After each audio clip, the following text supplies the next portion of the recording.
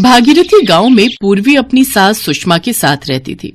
पूर्वी की शादी को अभी 2 महीने ही हुए हैं। उसका पति प्रवेश शहर में दिहाड़ी मजदूरी का काम करता है। शादी के महीने भर बाद ही प्रवेश शहर काम के लिए लौट गया, जबकि पूर्वी गांव में ही अपनी सास सुषमा के साथ रहने लगी।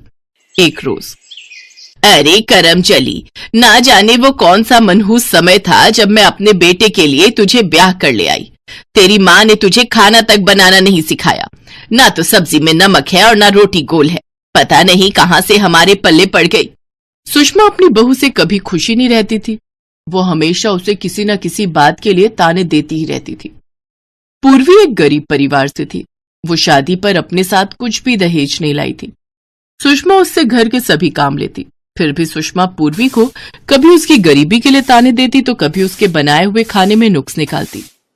बेचारी पूर्वी इन सब से बहुत दुखी रहती थी। और फिर एक दिन, अरे नास पिटी, ये तूने कैसा खाना बनाया है? सब्जी जली हुई है और कच्ची रोटियां हैं। तेरे मायके में खाते होंगे ऐसा खाना। मेरे यहाँ तो नहीं चलेगा, समझी? चल निकल जा मेरे घर से। माँ जी मुझे घर से मत निकालो। मैं सच में अब अच्छा खाना बनाना सीख लूंगी। पहले तू अपनी माँ से खाना बनाना सीख, उसके बाद ही मेरे घर आना, समझी? बेचारी पूर्वी रोते हुए अपने मायके जाने लगी, लेकिन उसका घर काफी दूर था। पैदल चलते चलते वो काफी थक गई। फिर वो एक पेड़ की छांव में बैठ गई। उसे चलते चलते काफी जोरों की भूख लगने लगी। मुझे तो बहुत जोरों की भूख लगी है। अभी तो मायका बहुत दूर है। वहां पहुंचते पहुंचते तो मेरी हालत खराब हो जाएगी। मेरे पास तो पैसे भी नहीं है। काश कि मैं अपने साथ कुछ खाने को ही ले आती। अब मैं कैसे अपने घर तक पहुंच पाऊंगी? काश कि मेरे पास नोटों की गड्डी होती और कुछ खाना होता। उसके इतना कहते ही नोटों की गड्डी और खाने की थाली उसके सामने प्रकट हो जाती है। अरे ये पैसे और खाना कैसे आया? तभी वो जिस पेड़ के नीचे बैठी थी उसमें से आवाज आती है, बेटी, ये खाना और नोटों की गड्डी मैंने तुम्हें दी है। पर ये कैसे संभव है? भला ये पेड़ रोटी और खाना कैसे दे सकता है? बेटी, मैं एक जादुई पेड़ हूँ और मैं किसी की भी कोई भी इच्छा पूरी कर सकता हूँ। तुमने अभी खाने की और नोटों की गड्डी की इच्छा जताई थी, इसलिए मैंने तुम्हें ये सब दिया। लेकिन तुम इस जंगल में क्या कर रही हो? तब पूर्वी ने अपनी दुख भरी दास्तान उस पेड़ को बताई। बेटी, तुम मेरे तने से चकला बेलन बना लेना। मेरे तने से बना हुआ चकला बेलन भी जादुई ही होगा। उस पर अपने आप ही रोटियां बनने लगेंगी। तुम्हें उस चकला बेलन के सामने अपनी इच्छा बतानी है और फिर जो भी तुम्हें चाहिए वो तुम्हें दे देगा। पेड़ की बात सुनकर पूर्वी बहुत खुश हुई। उसने पहले पेट भरकर खाना खाया और फिर उस पेड़ ने उसे अपना तना दिया। उसे देखकर पूर्वी सोचने लगी, ऐसा करती हूँ, इस तने को लेकर अभी अपनी माँ के घर चली जाती हूँ। वहीं कुछ दिन रहकर इससे चकला बेलन भी बनवा लूंगी और वापस आकर सासू माँ से कह दूंगी कि मैंने खाना बनाना सीख लिया है। दोपहर बाद पूर्वी अपने मायके पहुंच गई और वहां उसने अपनी माँ आशा को सारी बात बताई। पूर्वी बेटा, तू कल ही इससे चकला बेलन बनवा लेना। इसका कुछ दिन हम भी इस्तेमाल कर लेंगे। हाँ माँ, इसके इस्तेमाल से तुम्हारी भी गरीबी दूर हो जाएगी। उस रात सभी खाना खाकर सो गए। दूसरे दिन पूर्वी ने उस जादुई तने से एक चकला बेलन बनवा लिया। माँ, मैंने जादुई चकला बेलन बनवा लिया है। क्यों ना हम इनसे अब कुछ मांग कर देखें? हे जादुई चकला बेलन, मेरे माता पिता बहुत गरीब हैं। काश इनके पास अच्छे पैसे होते तो इनकी गरीबी दूर हो जाती। पूर्वी के इतना बोलते ही वो जादुई चकला बेलन अपने आप चलने लग जाता है और देखते ही देखते उस जादुई चकला बेलन से काफी सारे पैसे और सोने के गहने निकलकर बाहर आ गए। हे राम, इतने सारे सोने के गहने और पैसे! बाप रे, मैं कहीं सपना तो नहीं देख रही। अब देखना माँ बाबा, मैं हर रोज आपके लिए चकला बेलन से पैसे मांगूंगी। बेटी, अब तेरी वजह से हमारी गरीबी दूर हो जाएगी। पूर्वी जब तक अपने मायके में थी वो हर रोज जादुई चकला बेलन से पैसे मांगती और वो चकला बेलन उसे रोज ढेरों पैसे देता। वो सारा धन पूर्वी अपने माता पिता को दे देती है। इससे कुछ ही दिनों में वो लोग काफी अमीर बन गए और एक दिन, माँ बाबा, मुझे यहाँ आए हुए काफी समय हो गया। अब मुझे अपने ससुराल जाना होगा। ठीक है बिटिया, लेकिन वहां तू अपना और इस जादुई चकला बेलना का ख्याल रखना। पूर्वी के माँ बाप ने उसे काफी सारे कपड़े, सामान और गहने देकर विदा किया। अपने साथ सारा सामान लेकर पूर्वी अपने ससुराल पहुंची। आ गई महारानी। इतने दिनों से अपने मायके में पड़ी हुई थी। अच्छे से खाना बनाना सिखाया तेरी माँ ने या नहीं? आप चिंता मत करिए माँ जी, अब मैं सब काम अच्छे से सीख गई हूँ। मैं अच्छी सब्जी और जो रोटी बनाना भी सीख के आई हूँ। ठीक है ठीक है, अब इस थैले में क्या है? जी वो माँ बाबा ने आपके लिए कुछ कपड़े और सामान भेजा है।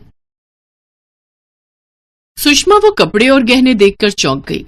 इतने महंगे कपड़े और गहने?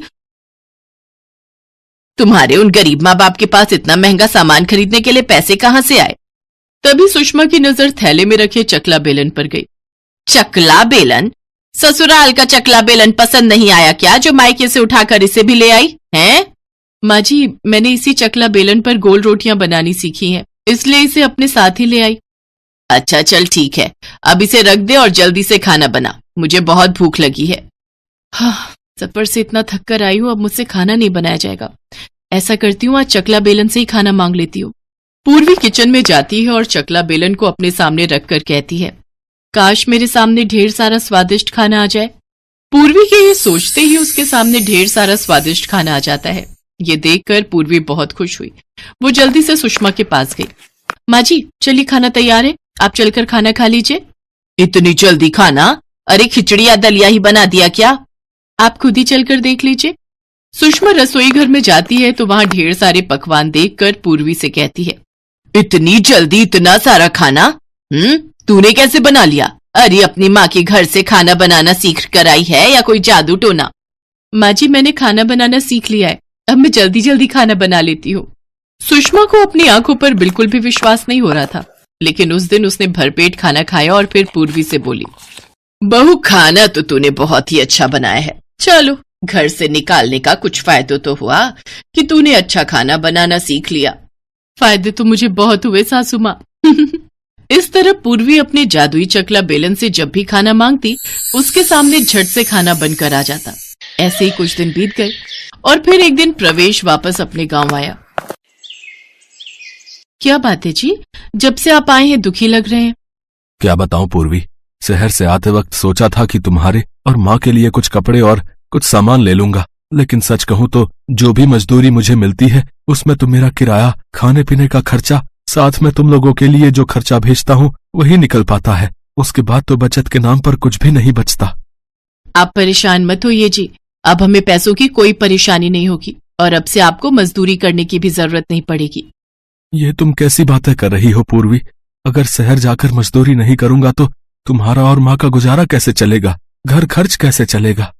पूर्वी ने प्रवेश को जादुई चकला बेलन की सब बात बता दी, साथ ही उसको ढेर सारे पैसे भी निकाल कर दिए। और ये सब करते हुए उसकी सास सुषमा ने उसको देख लिया। ओह, तो ये राज है इस जादुई चकला बेलन का। इसके इस्तेमाल से ही पूर्वी इतना बढ़िया खाना बना रही थी, साथ ही ये तो ढेरों पैसे भी देता है। मुझे जल्द ही इस जादुई चकला बेलन को चुराना होगा।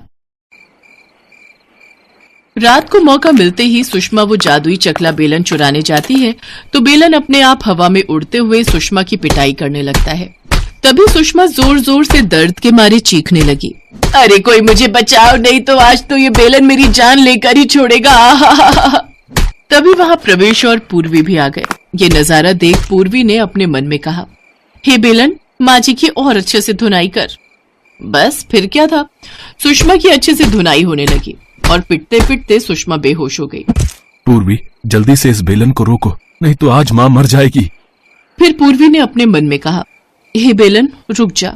प्रवेश और पूर्वी ने सुषमा की मरहम पट्टी की। इस हादसे के बाद सुषमा को सबक मिल चुका था, साथ ही उसने कसम खाई कि वो चकला बेलन को कभी हाथ नहीं लगाएगी।